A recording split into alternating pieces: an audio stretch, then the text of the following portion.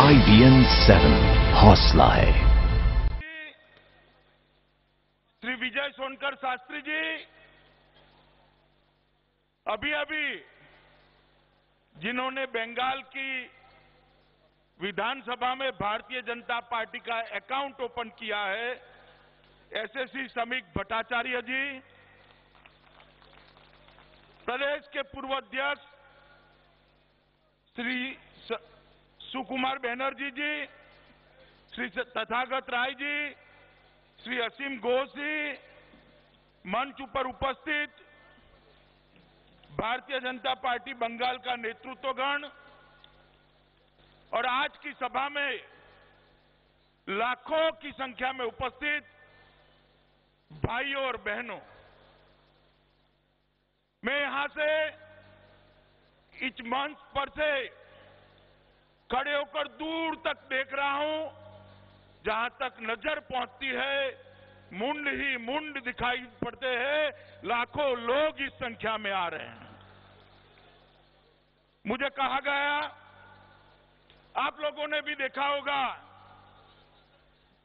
कि दीदी यहां सभा की परमिशन देना नहीं चाहती थी। दीदी ने मंच को भी थोड़ा छोटा करवा दिया क्योंकि कम लोग बैठ पाए। दीदी, आप मंच को तो छोटा कर सकती हो, मगर बंगाल के लोगों के दिल में बीजेपी ने जो जगह बनाई है, उससे बीजेपी को आप निकाल नहीं सकती। ये रैली दिखा रही है कि ममता दीदी, आपकी सरकार की उल्टी गिनती शुरू हो गई है, उल्टी गिनती शुरू हो गई है। 30 नवंबर को भारतीय जनता पार्टी का पश्चिम बंगाल यूनिट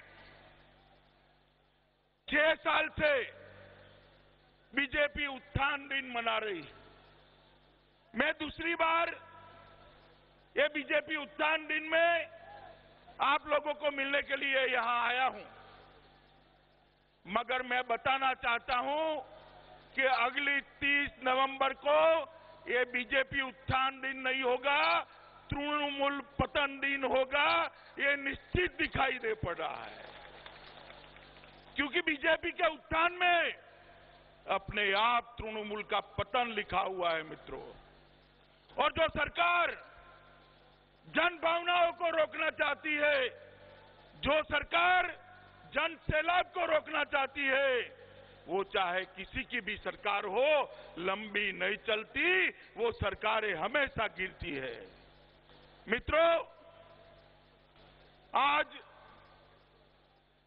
जिस मोड़ पर, जिस मौके पर बंगाल आकर रुका है, वो एक ऐतिहासिक मोड़ है। 27 साल के कम्युनिस्टों के शासन को हटाने के बाद बड़ी आशा से लोगों ने तृणमूल कांग्रेस को चुना था और उस दृष्टि से चुना था कि बंगाल का रुका हुआ विकास आगे बढ़ेगा। उस दृष्टि से चुना था कि बंगाल के गांवों के अंदर रोजगारी पहुंचेगी, पीने का पानी पहुंचेगा, विकास के काम पहुंचेंगे। मगर आज 3.5 साल के बाद बंगाल वहीं का वहीं रह गया, कुछ ज्यादा पिछड़ गया। एक अलग प्रकार का शासन बंगाल की जनता अनुभव कर रही है मित्रों। मैं आज यहां आया हूं, तब कुछ दिन से दिल्ली में देख रहा था, बंगाल के सांसद, तृणमूल के सांसद कभी संसद के अंदर काली शाल ओढ़कर जाते हैं, कभी काला छाता लेकर जाते हैं और वो ब्लैक मनी के विरोध में प्रदर्शन करते हैं। मैं पूछना चाहता हूं दीदी को कि दीदी, आप सांसदों को तो भेज रही है ब्लैक मनी के विरोध में, मगर शारदा चिट फंड में जो पैसा गया है वो ब्लैक है या व्हाइट है? शारदा चिट फंड के दोषियों को क्यों बचा रही है? ममता जी, आपको याद होना चाहिए, आपने एक आंदोलन किया था, सिंगूर का आंदोलन। आप लोगों को याद है ना? सिर्फ 1200 लोगों की जमीन सिंगूर के अंदर गई थी और ममता दीदी ने आमरण अनशन किया था और पूरे बंगाल के अंदर एक प्रकार की चेतना जागरूक करने का प्रयास किया था। आज शारदा चिट फंड और बाकी के चिट फंड के अंदर कुल मिलाकर 17 लाख लोगों से ज्यादा लोगों के पैसे फंसे हैं। ममता दीदी रोड पर आंदोलन करने के लिए क्यों नहीं आती? मैं पूछना चाहता हूं ममता दीदी को, जिन लोगों के पैसे दिए फंसे हैं उनके लिए आपकी कोई जिम्मेदारी है या नहीं है? जिन लोगों के पैसे फंसे हैं उनके लिए आपके मन में कोई चिंता है या नहीं? ये चिट फंड के साथ कौन जुड़े हैं?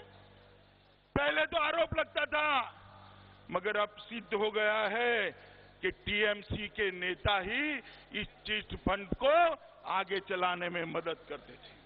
मित्रों, ममता जी अभी आरोप कर रही है कि सीबीआई उनके नेताओं को फंसा रही है। मैं ममता जी को इतनी बड़ी सभा में एक चैलेंज देना चाहता हूं कि सीबीआई फंसा रही है या नहीं फंसा रही, वो तो अदालत तय कर देगी। ममता दीदी, आप में हिम्मत है तो आप कह दीजिए कि जिन लोगों को सीबीआई ने पकड़ा है वो निर्दोष है। इतना एक बार आप कह दीजिए। आप में अगर हिम्मत है तो एक बार कह दीजिए कि जिनको पकड़ा है वो निर्दोष है। लाखों लाखों लोगों का पैसा, लाखों लाखों का लोगों का पैसा जो लोग गबन कर गए हैं उनको ममता दीदी बचाने के लिए आगे आई। मैं पूछना चाहता हूं कि सुजॉय घोष कौन है? ये कृणाल बाबू कौन है? ममता जी, आप बताइए कि आपका पेंटिंग किसने खरीद किया था? आप बताइए, आपका पेंटिंग किसने खरीद किया था? ममता जी, आप बताइए कि श्यामल कमीशन क्यों बंद हो गया? एक कमीशन बनाया गया था, श्यामल कमीशन। वो श्यामल सेन कमीशन को आपने क्यों बंद कर दिया? ममता जी, आप बताइए कि टीएमसी के नेताओं को इस शारदा चिट फंड से फायदा हुआ है या नहीं हुआ है? अगर हुआ है तो आप कैसे कह सकती है कि सीबीआई निर्दोष लोगों को फंसा रही है? यही ममता बनर्जी जो बंगाल के लोगों के लिए आमरण अनशन करने बैठी थी, मुख्यमंत्री बनते ही आज चिट फंड के गुनहगारों को बचाने के लिए ममता बनर्जी आगे आ रही है। ये परिवर्तन बंगाल की जनता अच्छी तरह से जानती है। मित्रों, ममता दी को शारदा चिट फंड के गुनहगारों को तो बचाना ही है, मगर उन्होंने एक बहुत बड़ा, जिसको कह सकते हैं देश की सुरक्षा के साथ खिलवाड़ चालू किया है। वोट बैंक की राजनीति चालू की है। ममता दी ने वर्धमान के अंदर जो बॉम्ब ब्लास्ट हुए उसके आरोपियों को बचाना शुरू किया था। मैं आप लोगों को कहना चाहता हूं कि 2 अक्टूबर को बॉम्ब ब्लास्ट के अंदर जो व्यक्ति मारा गया वो शकील अहमद पहले भी बॉम्ब ब्लास्ट में फंसे हुए थे। बंगाल पुलिस ने उनको क्यों नहीं पकड़ा? जिनके घर के अंदर ये बॉम्ब ब्लास्ट हुआ वो नूरुल हसन चौधरी कौन थे? ममता दी, आप जवाब दीजिए बंगाल की जनता को कि नूरुल हसन चौधरी कौन थे? और जब एनआईए जांच कर रही है तब आप आज भी वोट बैंक की पॉलिटिक्स कर रही है। एनआईए को जांच देने के विरोध में ममता दीदी ने स्टेटमेंट दिए थे। आप किसको बचाना चाहती है? बांग्लादेशी घुसपैठियों के आधार पर आप बांग्लादेश पर शासन नहीं कर सकती ममता दी। बांग्लादेशी घुसपैठी है। आपको बांग्लादेश का मुख्यमंत्री नहीं बनाया, ये बंगाल की जनता ने आपको बांग्लादेश का मुख्यमंत्री बनाया है। ये बांग्ला का मुख्यमंत्री, पश्चिम बंगाल का मुख्यमंत्री पश्चिम बंगाल की जनता ने बनाया है। अगर आप बांग्लादेशी घुसपैठियों के आधार पर ही तृणमूल कांग्रेस को बचाना चाहती है तो मुझे कहने में कोई संकोच नहीं है ममता दी कि आपकी उल्टी गिनती शुरू हो गई। बर्धमान के अंदर आरडीएक्स पकड़ा जाता है, एनआईए जांच कर रही है, उसको रोका जा रहा है। एनआईए के रोकने के लिए संघीय ढांचे का सवाल पैदा किया जा रहा है। एनआईए को काम करने दिया नहीं जा रहा है। कितने सारे टीएमसी के नेता इस ब्लास्ट के साथ जुड़े हुए हैं मित्रों, इस ब्लास्ट के साथ जुड़े हुए। ममता दीदी को इस बात का जवाब आने वाले चुनाव में मित्रों देना पड़ेगा। और जब बर्धमान के पीछे जो लोग लगे हैं उनको पैसे किसने दिए, उसकी जांच शुरू हुई तो आप लोगों को सुनकर आश्चर्य होगा कि उसके अंदर भी शारदा चिट फंड के पैसे ये बम ब्लास्ट के पीछे उपयोग हुए और ये दोनों जांच एक मोड़ पर जाकर क्लब हो रही है। सीबीआई इस मामले की भी जांच कर रही है। और मित्रों, मैं आज मन से ममता दीदी को अपील करने आया हूं कि ममता दीदी वोट बैंक की राजनीति जरूर करिए, वो आपको मुबारक, मगर वोट बैंक की राजनीति के कारण देश की सुरक्षा को ताक पर मत रखिए। बांग्लादेशी घुसपैठियों को रक्षण देना आप बंद कर दीजिए। आप पश्चिम बंगाल को संभालना चाहती है, देश की सीमाओं को सुरक्षित रखना चाहती है। देश की सीमाओं को सुरक्षित रखना है तो बांग्लादेशी घुसपैठियों को शरण मत दीजिए। और मित्रों, मैं कहना चाहता हूं कि बांग्लादेश की जनता जो यहां पर ब्लास्ट करने वाले हैं उसको बांग्लादेश की जनता भी नहीं स्वीकार करती। ममता दी आप क्यों बचाना चाहती है? मित्रों, आने वाले दिनों में बहुत सारे राजनीतिक परिवर्तन बंगाल के अंदर होने वाले हैं। देश में नरेंद्र भाई मोदी की भारतीय जनता पार्टी की पूर्ण बहुमत की सरकार चली और वो पूर्ण बहुमत की सरकार देश के अंदर एक विकास यात्रा लेकर चली है। मैं आज अपील करने आया हूं पश्चिम बंगाल के मतदाताओं को कि बंगाल को भी वो विकास यात्रा के साथ जोड़ दीजिए। देश के अंदर आम चुनाव में भारतीय जनता पार्टी को बहुमत मिलने के बाद जितने भी चुनाव हुए, महाराष्ट्र में चुनाव हुआ भाजपा जीती, हरियाणा में चुनाव हुआ भाजपा जीती है, झारखंड में चुनाव होने वाला है, वहां भी भारतीय जनता पार्टी की सरकार जरूर बनेगी। जम्मू कश्मीर में चुनाव होने वाला है, वहां पर भी भारतीय जनता पार्टी की सरकार बनने जा रही है। मित्रों, आप देखिएगा दिल्ली और बिहार भी भारतीय जनता पार्टी जीत कर दिखाएगी। मगर भारतीय जनता पार्टी के अध्यक्ष के नाते मैं कहता हूं कि भारतीय जनता पार्टी सच्ची जीत तभी पा सकती है जब वेस्ट बंगाल में भारतीय जनता पार्टी की सरकार बने, पश्चिम बंगाल में भारतीय जनता पार्टी का मुख्यमंत्री। मोदी जी का नारा कांग्रेस मुक्त भारत करने का है।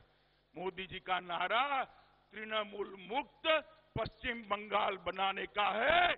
इसको आप लोगों ने आगे बढ़ाना पड़ेगा। मित्रों, पूर्व और पश्चिम भारत मां की दो भुजाएं हैं। मोदी जी ने कहा था पश्चिम का भुजा, पश्चिम का प्रदेश काफी विकसित हुआ है, पूर्व में विकास नहीं हुआ है।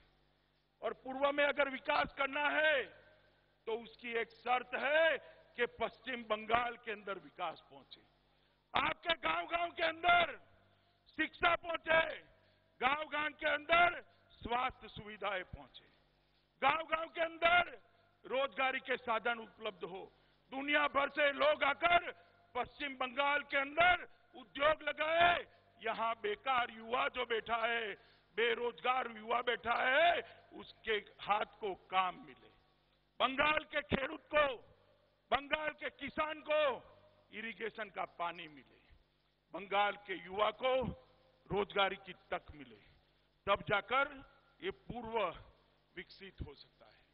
और पूर्व विकसित करना है तो आपने कम्युनिस्टों को मौका दिया या नहीं दिया, बताइए।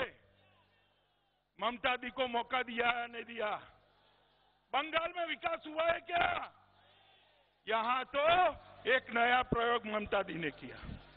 हम गुजरात में कहते थे कि हर गांव में 24 घंटा बिजली पहुंचा दी, हर गांव में 24 घंटा बिजली पहुंचा दी। बंगाल में भी पहुंच गई, मगर बिजली का उत्पादन नहीं बढ़ा, कारखाने इतने बंद कर दिए कि बिजली ही ज्यादा हो गई और गांव में पहुंचने लगी, कारखाने बंद कर दिए। पूरे बंगाल के अंदर एक के बाद एक उद्योग बंद हो रहे हैं। मित्रों, हिंदुस्तान टेलीकॉम हो, चकाचक हो, शालीमार पेंट हो, श्याम स्टील हो, कई बड़े बड़े उद्योग बंद हो रहे हैं, युवा बेरोजगार हो रहा है। बंगाल के अंदर स्वास्थ्य सेवाएं पूरे देश के अंदर सबसे नीचे गई है। और मित्रों, रोड की स्थिति बहुत कमजोर हुई और चाय बागान भी बंद हो रहे हैं। लगभग 16,000 मजदूर चाय बागान के आज बेरोजगार हो गए। ममता दी जब शासन में आई तब वो कहकर आई थी कि मैं बंगाल का भला करूंगी। कम्युनिस्टों के हाथ से बंगाल को छुड़ाने के बाद बंगाल को विकास के रास्ते पे ले जाएगी। और आज बंगाल विकास के रास्ते पर जाने की जगह पिछड़ रहा है और मोदी जी के नेतृत्व में देश विकास के रास्ते पर जा रहा है। मित्रों, आप मुझे बताइए, अगर मोदी जी बंगाल का विकास करना चाहते हैं तो ममता दीदी उनको करने देगी क्या?